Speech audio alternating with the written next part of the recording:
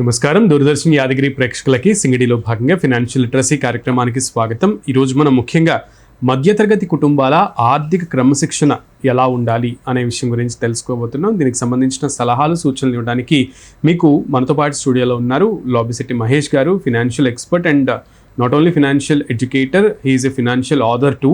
So ఆయన్ని మీకు పరిచయం చేయబోతున్నాను. ఫస్ట్ మహేష్ గారు స్వాగతం. నమస్తే సార్. కాన్సెప్ట్ మీకు నేను చెప్పాను ఆల్రెడీ. సో మధ్యతరగతి కుటుంబాల ఆర్థిక క్రమశిక్షణ, ఈ అంశం ఈ రోజుల్లో చాలా ముఖ్యమైనటువంటి అంశంగా చెప్పబడుతుంది because of the global political situation. So geo political సిచ్యువేషన్లో భాగంగా ఈ విషయాన్ని అయితే మధ్యతరగతి కుటుంబీకులు ముఖ్యంగా భారతదేశంలో చాలా ప్రత్యేకంగా దీని గురించి ఆలోచించాల్సినటువంటి అవసరం ఉంది. సో అసలు ఫస్ట్ ఈ రోజుల్లో మధ్యతరగతి కుటుంబాల్లో డబ్బు అసలు ఎంత సంపాదించినా వాళ్ళ మ్యాక్సిమం లిమిట్స్ని, వాళ్ళ కష్టాలని రెక్కల్ని ముక్కలు చేసుకుని సంపాదించిన డబ్బు నిలవట్లేదు. దానికి ప్రధాన కారణాలు ఏంటి? ప్రధానంగా ఇక్కడ మధ్యతరగతి కుటుంబాలు చేసేటువంటి మిస్టేక్, డబ్బులు బాగా సంపాదిస్తున్నారు కానీ అందరికి కూడా అప్పులు ఉంటున్నాయి. కారణం ఏంటి అంటే ముందుగానే వాళ్ళు సంపాదించేటువంటి డబ్బు కంటే కూడా ఎక్కువ ఖర్చు చేస్తున్నారు. ఎప్పుడైతే మనం వచ్చేటువంటి డబ్బులు ఆదాయం నుండి వ్యయం, ప్రతి వ్యక్తి కూడా డబ్బులు సంపాదిస్తున్నప్పుడు దాన్ని మనము జనరల్గా 50:30:20 ఒక బడ్జెట్ రూల్లో మనం డివైడ్ చేసుకుంటాం. అంటే 50% మన యొక్క నిత్యావసరాలకు పోను, 30% మన యొక్క కోరికలకు పోను, 20% ఖచ్చితంగా సేవ్ చేయాలి. ఎప్పుడైతే ప్రతి వ్యక్తి తాను సంపాదించిన డబ్బులో 20% సేవ్ చేయగలుగుతాడో ఎట్టి పరిస్థితులను కూడా మనకు ఆర్థిక పరమైనటువంటి ఇబ్బందులు ఉండవు.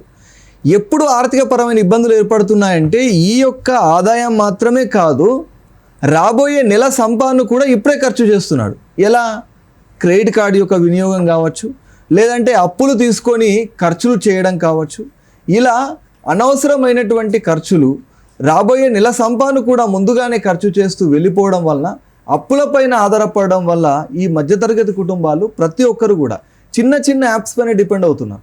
ఫర్ ఎగ్జాంపుల్ ఏదైనా అవసరం ఉందనుకోండి, దాన్ని మనం ఏం చేయొచ్చు? పోస్ట్పోన్ చేయొచ్చు. అవును, నెక్స్ట్ మంత్కి మళ్ళీ మనకు శాలరీ అనేది వస్తుంది, కానీ మళ్ళీ శాలరీ వచ్చేంత వరకు దానిని పోస్ట్పోన్ చేయకుండా ఇన్స్టెంట్ గ్రాటిఫికేషన్ అంటారు దీన్ని. అంటే ఇప్పుడే దాన్ని అనుభవించాలి, చూడాలి, తినాలి, వెళ్ళి చూడాలి అనేటువంటి ఒక కోరిక. దానివల్ల ఏమవుతుంది? వాయిదా వేయకపోవడం వల్ల ఖర్చులు ఇప్పుడు ఎక్కువగా పెరిగిపోతుంది. అయితే జీతం పెరిగినా కూడా చాలా మందికి సేవింగ్స్ పెరగట్లేదు. సో దానికి మెయిన్ రీజన్స్ ఏంటి? బికాజ్ వన్స్ మనకి ఎక్స్పెన్సెస్, మనకి వచ్చే ఎర్నింగ్స్ పెరుగుతున్నప్పుడు ఆటోమేటిక్గా మనం సేవింగ్స్ కూడా పెంచాలంటే ఎటువంటి ప్రణాళికతో ముందుకెళ్ళాలి? ఇప్పుడు మనకు ఉన్నటువంటి ఒక సిస్టమ్ ఏంటి? ఫస్ట్ ఇన్కమ్ రాగానే సేవింగ్ పోను, మిగిలింది ఎక్స్పెండిచర్ చేయాలి కదండి.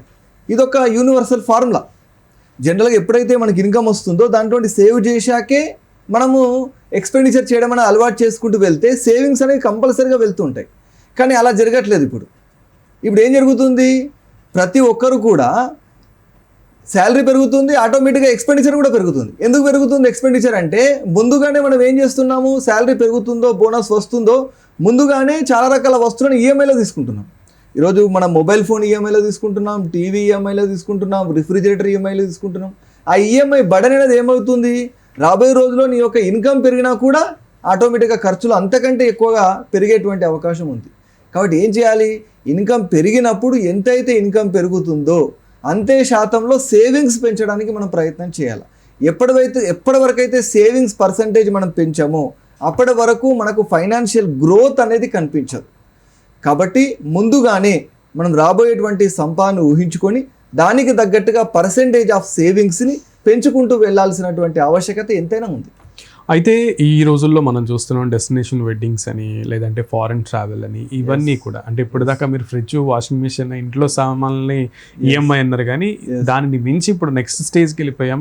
సో అటు ఫారెన్ ట్రావెల్కి కూడా ఈఎంఐస్, లోన్స్ తీసుకుని వెళ్తున్నటువంటి ఒక షో ఆఫ్ ఖర్చులు ఎక్కువైపోయినటువంటి పరిస్థితి. సో ఫినాన్షియల్ డిసిప్లిన్కి, షో ఆఫ్ ఖర్చులకి ఉన్నటువంటి అంటే ఇంటర్ కనెక్షన్, బికాజ్ ఒకటి ఉంటే ఒకటి ఉండదు. సో దీని గురించి ఏం చెప్తారు? ముఖ్యంగా ఈరోజు మిడిల్ క్లాస్ ఫ్యామిలీస్ అన్నీ కూడా ప్రధానంగా అప్పుల్లోకి వెళ్తున్నాయి అంటే మీరు చెప్పినట్టుగా ప్రధానమైన రీజన్ షో ఆఫ్ చేయడం.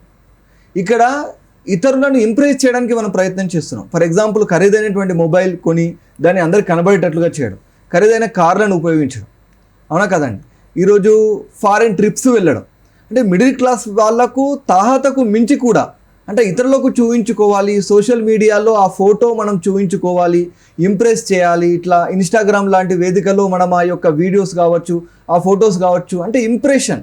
జనాలు ఇంప్రెస్ చేయడానికి ఏమైపోతున్నాం, మనం ఫైనాన్షియల్గా ఇబ్బంది పడుతున్నాం. ప్రజెంట్ ఇంప్రెషన్ అనేది నీకు లాంగ్ టర్మ్ స్ట్రెస్ ఇస్తుందనే విషయాన్ని మర్చిపోతున్నాం. ఈ విషయం ఎప్పుడైతే don't try to impress the people with your spending, ఎప్పుడైతే మనం ఖర్చు చేస్తూ ఇంప్రెస్ చేయాలని ప్రయత్నం చేసినన్ని రోజులు ఖచ్చితంగా మనకు స్ట్రెస్ పెరుగుతూనే ఉంటుంది. ఎందుకంటే ఈరోజు షో ఆఫ్ కోసం నువ్వు చేసేటువంటి, ఈరోజు మనం మ్యారేజ్ చేస్తే కూడా ఇతరుల కోసము అనేక రకాల వంటకాలు, డెకరేషన్ అనుకుంటూ ఒకరిని మించి తాహతుకుతో ఖర్చు చేస్తున్నారు.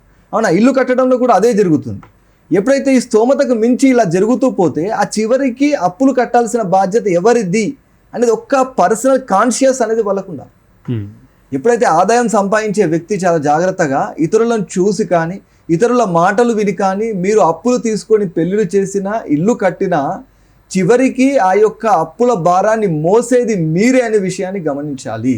ఇది ఫైనాన్షియల్గా అవేర్నెస్ కలిగి ఉండాలి. ఈ అవేర్నెస్ అనేది లేకుంటే ఎవరో వస్తారులే, ఏదో జీవితాన్ని మార్చేస్తారులే అనుకుంటే చివరికి ఇబ్బంది పడాల్సింది మనమే. కాబట్టి ఈరోజు చూడండి, ఇల్లు కట్టిన తర్వాత కానీ, పెళ్ళిళ్ళు చేశాక కానీ, అనవసరమైనటువంటి ఖర్చులు చేశాక దాని యొక్క ప్రభావం ఒక 6 నెలలు సంవత్సర కాలంలో వస్తుంది.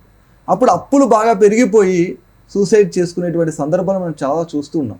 అయితే ఇంకొక విషయం కూడా, పిల్లలుకి అంటే ముఖ్యంగా మధ్యతరగతి కుటుంబీకుల్లో ఉన్నటువంటి పిల్లలకి చిన్నప్పటి నుంచే ఈ మనీ ఎడ్యుకేషన్ ఇవ్వడం వల్ల అంటే ఎంత మంచి జరుగుతుంది, వచ్చేటువంటి ప్రయోజనాలు ఏంటి, అసలు ఈ మనీ ఎడ్యుకేషన్ చిన్నపిల్లలకు నేర్పించడం వల్ల అనేది ఎంత ముఖ్యం? చాలా వండర్ఫుల్ క్వశ్చన్ అండి.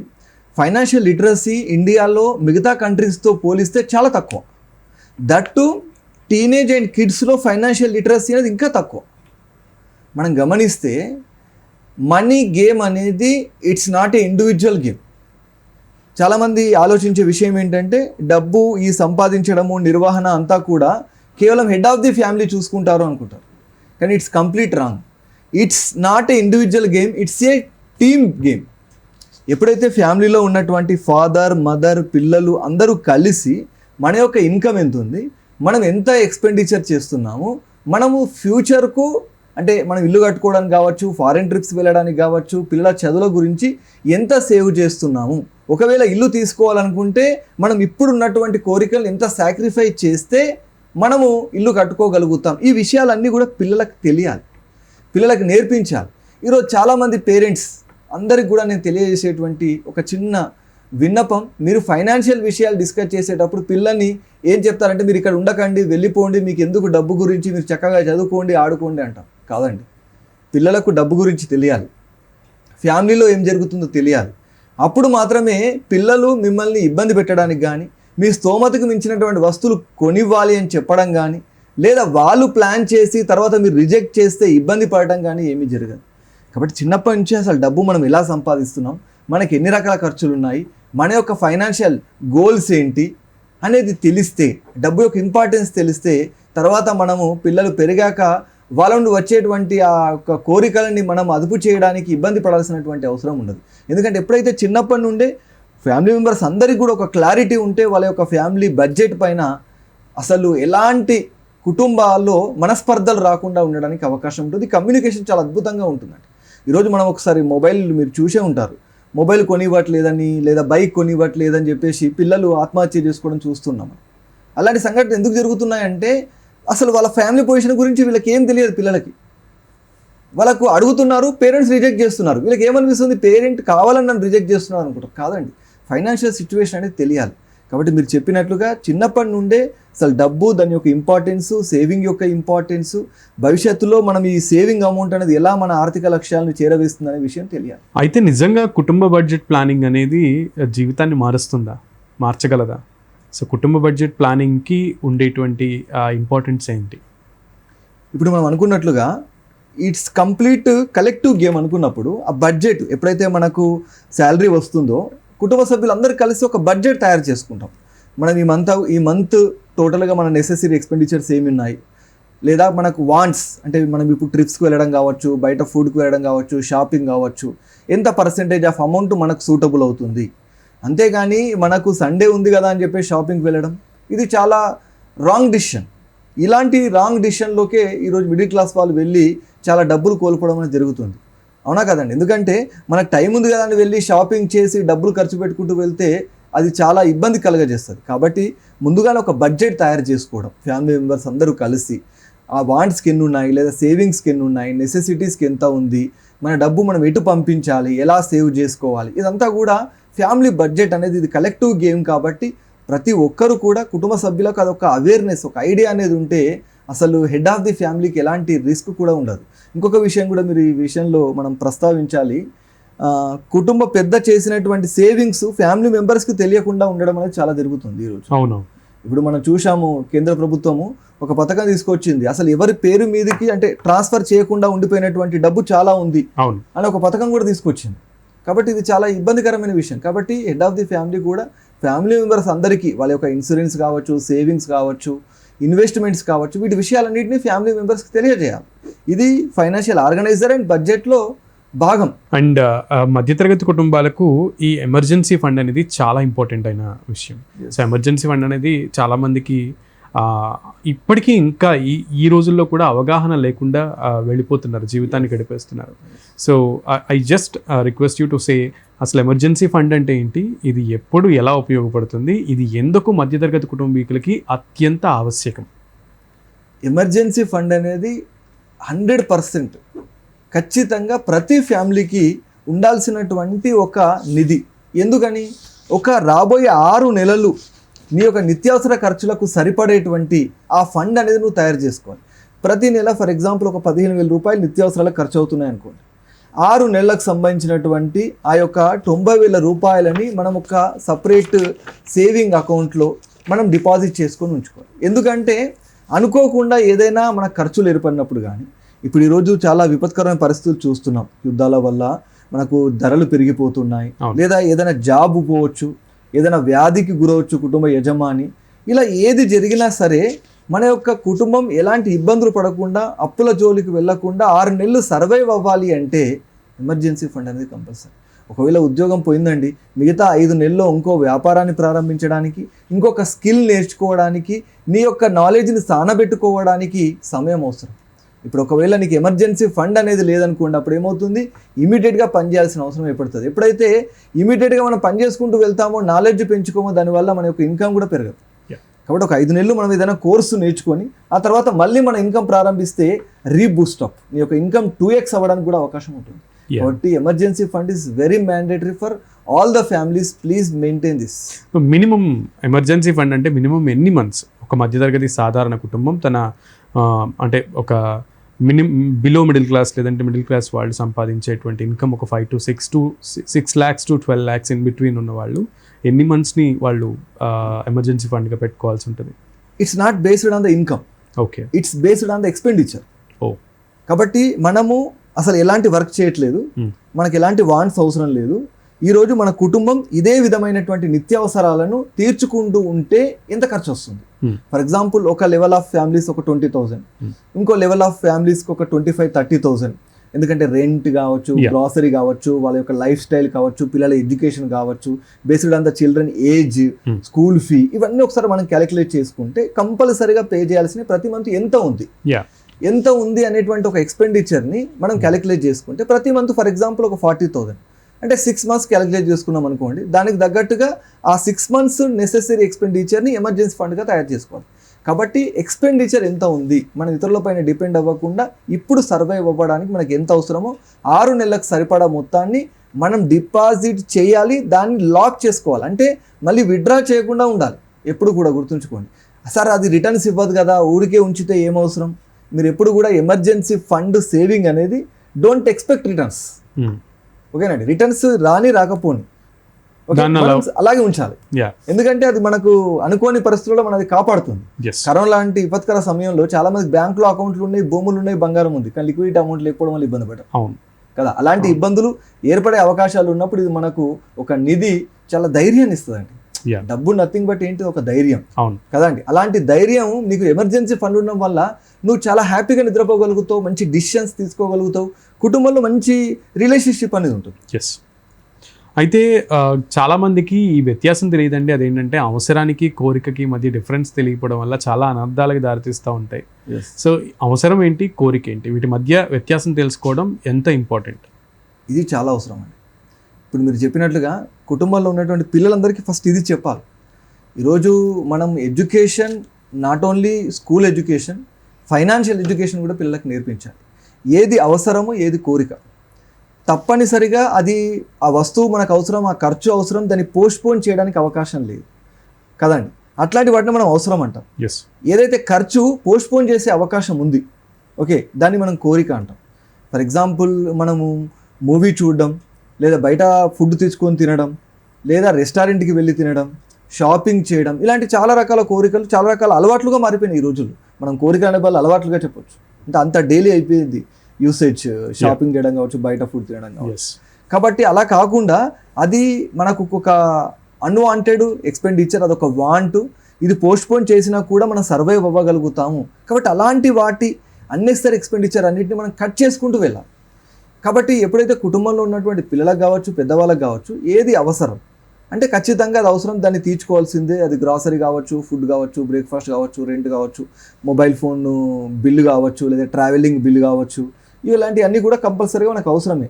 ఏది అనవసరంగా ఏదైతే మనం ఖర్చు చేసుకుంటూ వెళ్తున్నామో వాటిని మనం గుర్తించి కట్ చేసుకోవాలి. ఏది అనవసరం, ఏది కోరిక, పోస్ట్పోన్ చేయడానికి అవకాశం లేని వాటిని అన్నిటిని కూడా కోరికగా భావించి వాటిని కట్ చేసుకుంటూ వెళ్ళాలా. ఈ అలవాటు అనేది ఎప్పుడైతే కుటుంబంలో ఉన్న అందరి సభ్యులకు తెలుస్తుందో ఏది నీడ్, ఏది వాంట్ అనేది, అప్పుడు కుటుంబంలో ఉన్నటువంటి బడ్జెట్ చాలా అద్భుతంగా రూపొందించడం అనేది జరుగుతుంది. సేవింగ్స్ పెరుగుతుంటాయి.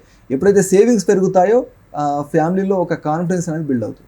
రైట్. అయితే ఈ రోజుల్లో సేవింగ్స్ అండ్ ఇన్వెస్ట్మెంట్ రెండు కూడా చాలా అవసరం అని చెప్తూ ఉంటారు. బట్ సేవింగ్స్కి ఇన్వెస్ట్మెంట్కి ఉన్నటువంటి డిఫరెన్స్ ఏంటి, అండ్ సేవింగ్స్ అండ్ ఇన్వెస్ట్మెంట్ ఎందుకు అంత ఇంపార్టెంట్? రెండు కూడా. Yes, wonderful question. ఎందుకంటే చాలామంది సేవ్ చేసుకుంటూ వెళ్తుంటారు. చూస్తుంటే సేవింగ్ అకౌంట్లో కొంతమంది దగ్గర 10 lakhs, 20 lakhs, 30 lakhs కూడా ఉంటాయి. ఇక్కడ సేవింగ్ అంటే కేవలము షార్ట్ టర్మ్ యూసేజ్, టెంపరీగా మనకు ఒక గత సంవత్సర కాలంలో, 6 నెలల కాలంలో మనకు ఏదైనా అవసరమైనప్పుడు కానీ మనం డ్రా చేసుకోవడానికి ఉపయోగించుకునేటువంటి మొత్తం, ఓకే, నో ప్రాబ్లం. కానీ అంతకంటే ఎక్కువగా ఉంచుకుంటే మనకు ఆ యొక్క అమౌంట్ అనేది గ్రోత్ అవ్వదు. ఇన్వెస్ట్మెంట్ అంటే డబ్బును సృష్టించడం. ఎప్పుడైతే నీ సేవింగ్స్ అనేవి లాంగ్ టర్మ్లో డబ్బు సృష్టించడం జరగదో అప్పటి వరకు ఆ డబ్బు ఉన్నా కూడా వృధానే కదండి. ఫర్ ఎగ్జాంపుల్ మన దగ్గర ఉన్నటువంటి డబ్బును ఏదైనా ఒక మంచి ప్లాట్ తీసుకొని కానీ, లేదంటే ఒక మంచి బిజినెస్లో ఇన్వెస్ట్మెంట్ చేయడం కానీ, లేదా మ్యూచువల్ ఫండ్స్లో ఇన్వెస్ట్మెంట్ చేయడం, స్టాక్ మార్కెట్లో మంచి నాలెడ్జ్ తీసుకొని దాంట్లో ఇన్వెస్ట్మెంట్ చేయడం, ఏదైనా సరే. అంటే ఒక పెట్టుబడి మార్గానికి నీ డబ్బు మళ్లించినప్పుడు ఒక 10 సంవత్సరాల తర్వాత ఆ డబ్బు 5 రెట్లు కానీ 10 రెట్లు కానీ అయ్యేటువంటి అవకాశం ఉంది. అప్పుడు నీ యొక్క ఆర్థిక లక్ష్యాలని ఆ యొక్క పెట్టుబడి అనేది తీర్చుతుంది. ఎప్పుడైతే కేవలం సేవింగ్స్ వైపే వెళ్ళామనుకోండి, అంటే షార్ట్ టర్మ్ యూసేజ్ అది. కానీ లాంగ్ టర్మ్లో కాంపౌండ్ ఇంట్రెస్ట్ ఇవ్వాలి అంటే ఖచ్చితంగా డబ్బును సృష్టించేటువంటి పెట్టుబడి మార్గాల్లో పెట్టుబడి పెట్టాలి. అందుకని ధనవంతులకి ఈరోజు మిడిల్ క్లాస్ ఫ్యామిలీస్కి ఉన్న ఒక బిగ్గెస్ట్ డిఫరెన్స్, మిడిల్ క్లాస్ వాళ్ళు కేవలం లయబిలిటీస్ పైన వాళ్ళ యొక్క డబ్బును స్పెండ్ చేస్తారు. ఈరోజు ధనవంతులందరూ కూడా చేసేటువంటి ఒక అద్భుతమైన పని ఏంటంటే వాళ్ళు సంపాదించిన డబ్బును అసెట్స్ పైన బిల్డ్ చేస్తుంటారు. ఎప్పుడైతే అసెట్స్ బిల్డ్ అవుతాయో దాంతో మళ్ళీ ఇన్కమ్ వస్తూ ఉంటుంది. ఇలా ఇన్కమ్ ప్లస్ ఇన్కమ్ అనేది ఆ అసెట్స్ పెరుగుతూ కూడా వాళ్ళకు ఆదాయ మార్గాన్ని, వాళ్ళ యొక్క సంపదను పెంచడానికి అవకాశం ఉంటుంది. Right sir. అయితే ఈ ఫినాన్షియల్ డిసిప్లిన్ అనేది చాలా ఇంపార్టెంట్ మనకి. కాకపోతే టు బీ హోల్ అంటే ఒక పెద్ద మొత్తంలో మనం మాట్లాడుకోవాల్సి వస్తే భారతదేశం మొత్తంలో ఈ ఫినాన్షియల్ డిసిప్లిన్ మనం కనుక పెంచుకోగలిగితే ఇది ఎకనామిక్ గ్రోత్కి ఎలా తోడ్పాటును అందిస్తుంది? ఎస్, ఇప్పుడు మనం రీసెంట్గా మోడీ గారు చెప్పారు. ఏం జరుగుతుంది ఇక్కడ, మనం ఫారిన్ ట్రిప్స్కి వెళ్ళడం కావచ్చు, ఫారిన్ ప్రోడక్ట్స్ ఇంపోర్ట్ చేసుకోవడం కావచ్చు, ఆటోమేటిక్గా మన యొక్క దేశం పైన కూడా ఒక నెగిటివ్ ఇంపాక్ట్ అని చూపిస్తుంది. ఎందుకంటే అక్కడ మనం దిగుమతులు పెరుగుతూ ఉంటే విదేశాల నుండి మన యొక్క రూపాయి విలువ పడిపోవడం అనేది జరుగుతుంది. రూపాయి విలువ పడిపోవడం వల్ల ఆటోమేటిక్గా ధరలు పెరగడము, ఇన్ఫ్లేషన్ పెరగడం అనేది జరుగుతూ ఉంటుంది. కాబట్టి మధ్యతరగతి వాళ్ళు వాళ్ళ యొక్క స్తోమతకు మించి ఖర్చు చేయకపోవడం, అవునా, ఇంపోర్ట్ ప్రోడక్ట్స్ ఎక్కువగా వాడకపోవడం, అనేది చాలా బెటర్. ఈరోజు మనం ఒక షో ఆఫ్ గురించి ఫారెన్ ట్రిప్స్ వెళ్ళడం కావచ్చు, ఫారెన్ ప్రోడక్ట్స్ యూజ్ చేసుకుంటూ ఎన్ని సంవత్సరాలు అయితే వెళ్తూ ఉంటాం, అప్పటి వరకు భారతదేశం అభివృద్ధి చెందుతున్న దేశంగానే ఉంటుంది, కానీ అభివృద్ధి చెందిన దేశంగా మారట్లేదు. మనకు డాలర్ కరెన్సీ అనేది చాలా డామినేట్ చేయడం జరుగుతుంది. డాలర్ ఎంతైతే రేటు పెరుగుతుందో, డిమాండ్ అవుతూ ఉంటుందో, అప్పటి వరకు మన యొక్క రూపాయి విలువ అనేది పతనం అవుతూ ఉంటుంది. కాబట్టి దయచేసి ఇది మీ యొక్క ఇండివిజువల్ ఫ్యామిలీ సంబంధించినటువంటి బడ్జెట్ విషయమే కాదు, మనం అనవసరమైనటువంటి ఖర్చులు చేసుకుంటూ వెళ్తే ఇండైరెక్ట్గా దేశం పైన కూడా ఒక ప్రతికూలమైనటువంటి ప్రభావం చూపెట్టేటువంటి అవకాశం ఉంది. ఫైనల్గా మోదీ గారు ఇచ్చినటువంటి స్పీచ్ మనం చూస్తున్నాం. సో మధ్యతరగతి కుటుంబాలకి చాలా సజెషన్స్ ఇచ్చారు. సో గోల్డ్ కొనొద్దన్నారు, ఇంపోర్ట్స్ ఎక్కువగా చేసుకోవద్దన్నారు, ఫారెన్ టూర్స్కి వెళ్ళొద్దన్నారు, ఎడిబుల్ ఆయిల్స్ యూసేజ్ని కూడా తగ్గించమన్నారు.